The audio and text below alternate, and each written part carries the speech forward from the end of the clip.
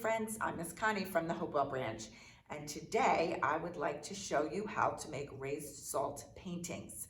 I've always wanted to learn how to do this, and I tried it out today, and it was really fun. It does not take very many supplies, and it was a very fast and easy project. So I'd like to show you how to do it. Let's get started. These are the projects we will learn to do today. I initially thought the video would be for Valentine's Day, but it could be for any occasion. Let's look at the supply list. I tried to pick a craft that you would already have all the supplies you need at home. Paper. Now, ideally, you would use a heavier paper like cardstock or even cardboard, or maybe the cardboard from a shirt box.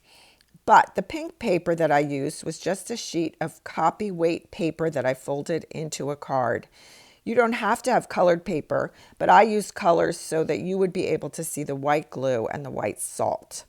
Now the paper plate is for catching the extra salt. You could also use a cookie tray or make a tray from aluminum foil. You just have to be careful to fold the edges so that they're not sharp. And that way you're catching all the extra salt. It just makes the project less messy. You also want to have a non-toxic child-friendly glue, regular old table salt, and watercolor paints. I also decided to use some templates so that I would have nice shapes, but you could actually just free-form the shapes. You don't have to have templates. So this is how I decided to match up my templates to the paper. And right now we're going to watch a short video on how to do the project. Okay, I'm going to show you a little video of what this looks like. And we're going to do it as if it's a St. Patrick's Day card. So I've used my shamrock template, and I've just drawn in a little bit of pencil onto my card stock. I'm going to use the non-toxic child-friendly school glue and trace my line. Okay, so it doesn't have to be perfect at all. I suspect that you could probably also use a Q-tip and some of the school glue to get it on there if it's hard for a little person to squeeze the bottle. Okay, so that's my shamrock shape. And now I'm going to take the table salt, and I'm doing this on a paper plate to try and contain the mess a little bit.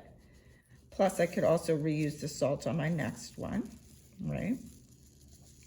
So very gently, we're going to sprinkle that on there. If this is too much, maybe you want a little, you're afraid that too much is going to come out at once, maybe you're going to use a little bowl and a spoon to do a little better on the portion control. Okay, so that's my shamrock. I'm going to shake it off. Oh, look how cool that looks, right? And I don't have to wait for it to dry.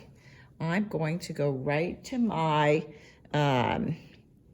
watercolor and let the watercolor soak, or let the salt and glue soak up my color. So I'm just going to use a lighter shade of green. I'm going to make sure my brush is wet. And now this is new watercolor, so you have to swirl it around like 10 or 20 times to get it started, right? And I have a slightly different shade of green here. So let's see how that works. I'm just going to touch it to my glue and salt, and you can see that it soaks up the color. So you don't want to paint with a hard hand. You want to make sure that you're just kind of touching the edge of that so you don't mess with the decoration that you've already put on there. So I'm going to try again. The only thing, you might want to rinse your brush between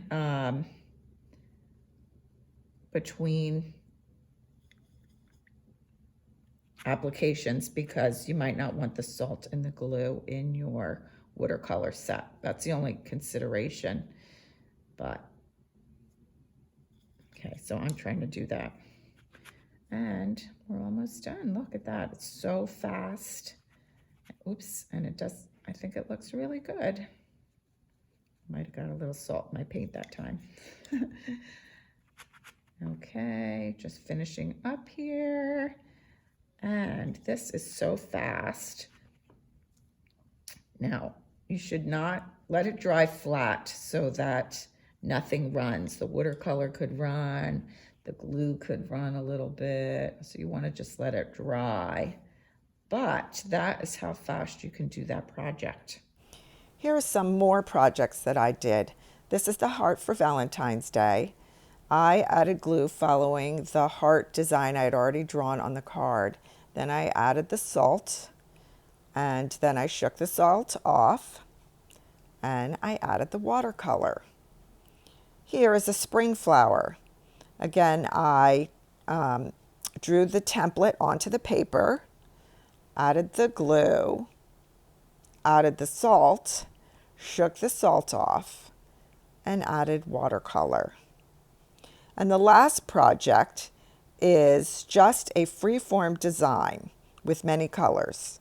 So I added glue, and then I added salt.